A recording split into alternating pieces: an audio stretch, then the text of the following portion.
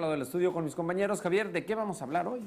Fíjate, de un caso que platicábamos hoy en la mañana y que me comentabas tú que sí resulta angustiante ver cómo muchos niños, que pues obviamente ningún niño en este planeta pide venir al mundo, ¿verdad? Entonces la responsabilidad inicial es de sus progenitores, pero pues muchos niños que vienen al mundo sin ser pedidos, pues también se enfrentan a padres que no tenían la intención de programarlos ni de tenerlos presentes en su esquema de vida. Entonces, pues de repente se convierten en papás muy indolentes, descuidados, desatienden al pequeño, a veces lo ignoran a tal grado o peor, los maltratan, ¿no?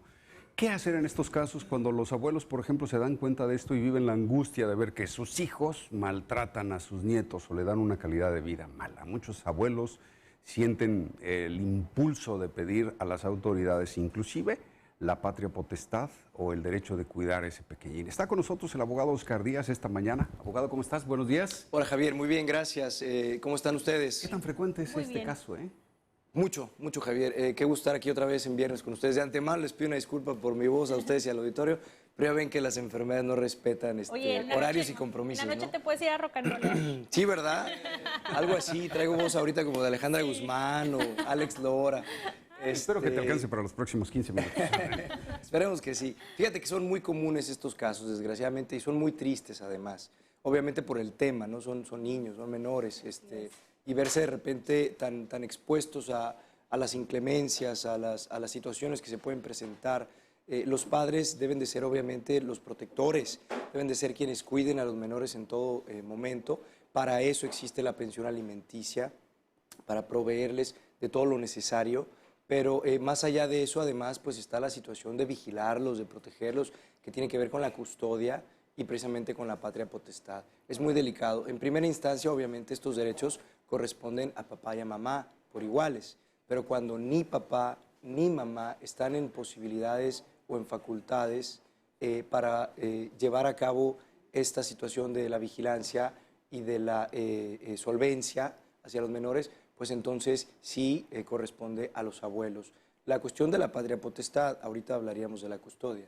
Y, por ejemplo, aparte del maltrato físico, hay otras maneras de maltratar también, ¿no? Negligencia, o cuáles son las razones que más te ha tocado ver de parte de los abuelos. Abandono, es muy complicado, pero abandono y maltrato. Hay muchos papás que desgraciadamente no se hacen responsables de sus hijos y los abuelos entran a cubrir ese vacío normalmente, ¿no? Ellos pues obviamente se preocupan por sus nietos, ven que sus hijos, su hijo, su hija andan en malos pasos. Claro. Me ha tocado en la oficina conocer este tipo de asuntos en donde hay abuelos que dicen, pues es que mi hija es madre soltera, por ejemplo, es la única que tenía la patria potestad y además pues anda en malos pasos, consume drogas, hace determinada cuestión y nosotros nos hemos hecho cargo de mi nieto o de mi nieta, ¿no? Y queremos hacerlo formalmente porque tenemos temor de que nos lo vayan a quitar, ¿no?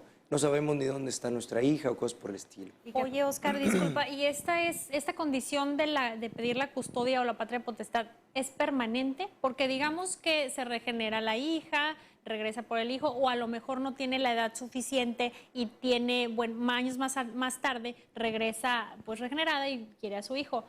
¿Se puede regresar la Mira, condición? por lo general es permanente. Existe en un nuevo proyecto que se está trabajando aquí en Baja California para el nuevo Código de Familia la posibilidad de que se pueda recuperar la patria potestad.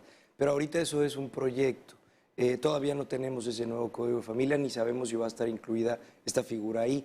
Por lo pronto se pierde la patria potestad por alguna de estas causas que comentamos, maltrato, abandono. Por ellas es por las más comunes que se puede perder y no se recupera. La cuestión de la custodia normalmente es dependiendo de las circunstancias y de la cuestión más benéfica para el menor. Un tribunal siempre va a decidir a quién le corresponde la custodia de un menor en primera instancia en base a su interés. ¿Qué es lo que más le conviene al niño o a la niña? Normalmente la custodia toca a papá y a mamá por naturaleza, por partes iguales. Si los papás viven juntos, ambos ejercen la custodia. Si los papás viven separados, sin importar si están casados o no, entonces hay que poner un orden en quién tiene la custodia y quién tiene la visita. Cuando ninguno de los papás puede ejercer la custodia, la vigilancia por algún impedimento, Entonces los abuelos pueden solicitar la custodia de esos menores y es muy probable que un tribunal se las conceda, porque un tribunal va a priorizar que es mejor que esos niños estén con alguien con quien probablemente ya se han criado, con quien tienen ya mucha costumbre, un lazo afectivo, exactamente. Entonces es muy probable que les consientan o les otorguen esta custodia, pero esa custodia puede cambiar, la vigilancia y el cuidado de los menores puede cambiar, siempre estará sujeta a que estén los menores bien cuidados, bien alimentados, bien protegidos. Si mañana pasado los abuelos hacen algo en contra de los menores o dejan de hacer algo como cuidarlos correctamente, entonces la custodia puede cambiar, por supuesto. Oscar, para que nos quede más claro a nosotros y al resto del público, ¿qué diferencia hay entonces sustancial entre patria, potestad y custodia? Mira, la patria potestad, Javier, son los derechos que tenemos como papá o mamá para cuidar de nuestros hijos, decidir sobre la vida de nuestros hijos, tener las riendas de su vida y hacer para ellos lo que nosotros mejor creamos que debemos de hacer. Esa es la patria potestad.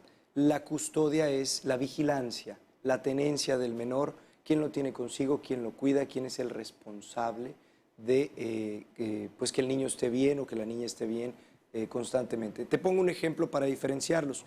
Cuando los padres se separan, normalmente, si no ha pasado nada extraordinario, ambos conservan la patria potestad.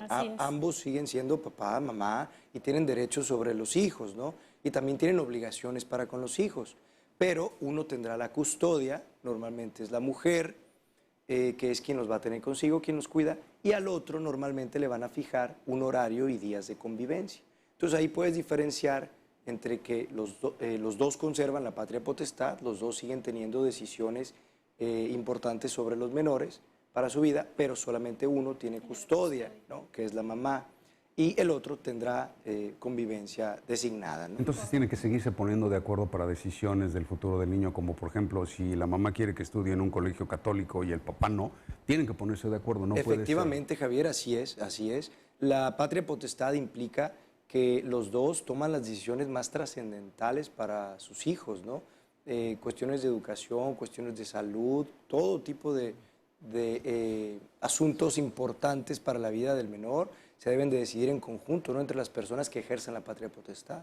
Y como abuelo, Oscar, ¿qué puedo hacer yo? Si como abuelo estoy viendo ya el maltrato y que quiero hacer algo, ¿qué serían los pasos que tengo que seguir? ¿A dónde voy?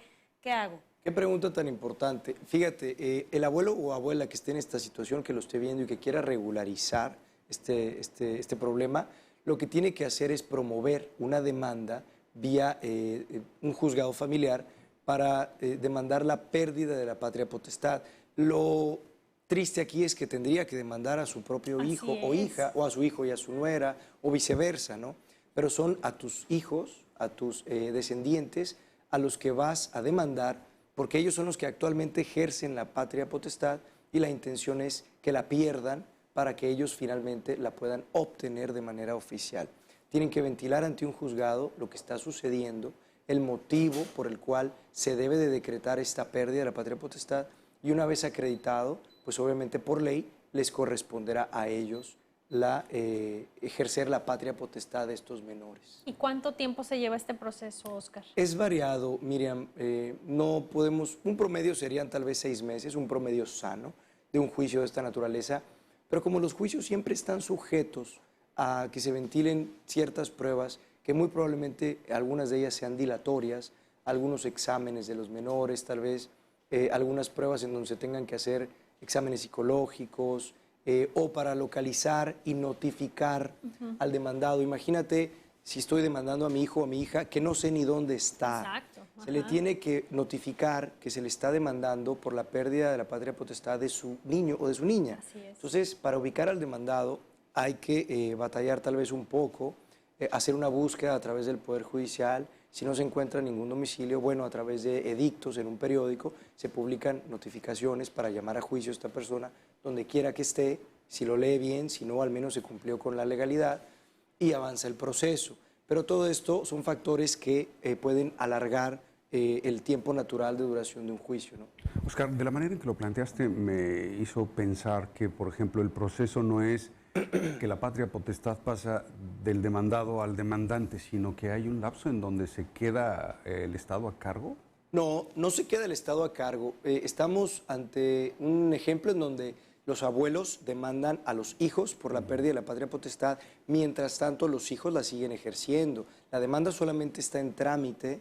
Los abuelos, digamos que tienen consigo a los menores o al menor, lo que hacen es promover la demanda para que se declare esta pérdida de la patria potestad. Mientras esto sucede, solicitan oficialmente la custodia provisional, mientras está el proceso, y durante el proceso tienen que demostrar los abuelos que efectivamente los padres han incurrido en una situación para que se decrete la pérdida de la patria potestad. Pero mientras no se decrete al final por una sentencia, los padres técnicamente siguen siendo los que la ejercen.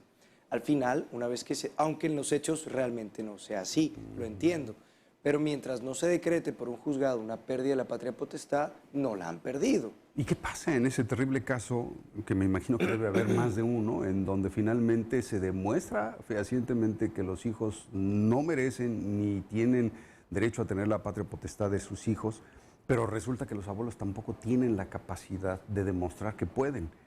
Entonces, ¿qué sucede ahí? En estos casos, bueno, si agotamos la posibilidad de abuelos paternos, maternos, y ninguno de ellos tienen la capacidad o la posibilidad, o no existen, porque puede darse el caso que hayan fallecido ya, entonces queda la obligación o la posibilidad para los demás parientes cercanos, ¿no? Pueden ser colaterales, en este caso, hermanos de las personas que ejercían la patria potestad, ya sea por la vía paterna o por la vía materna. La ley nos va dando opciones conforme se van presentando las circunstancias. Perfecto, Oscar. Oye, muchísimas gracias. Pues, ¿por qué no nos das tus números de contacto por si alguien en el público tiene un caso como estos, pueda llamarte y solicitarte asesoría? Con mucho gusto, Javier. Es el 324-5258, 324-5258. Ya saben, Díaz Gómez Abogados es nuestra oficina y estamos ahí para servirles. Nuestras consultas no tienen costo. Y además, el comercial rapidísimo de todos los viernes. Recuerde usted que tenemos nuestro programa aquí mismo en UTV, aquí en Grupo Uniradio. Es Opinión Legal. Estamos ahí los martes de 8 a 9 de la noche, todos los martes, tratando asuntos relevantes, precisamente de derecho y de repente algunos de política también, ¿por qué no? Para servirle a usted con estos asuntos tan cotidianos que seguramente pues, le van a aportar muchísimo. Muchachos, muchísimas gracias otra vez por la invitación. Nos vemos el próximo viernes, si Dios quiere. Espero ya regresar un poco mejor. Que te mejores. Que te mejores, Oscar. Amigos, antes de irnos a esta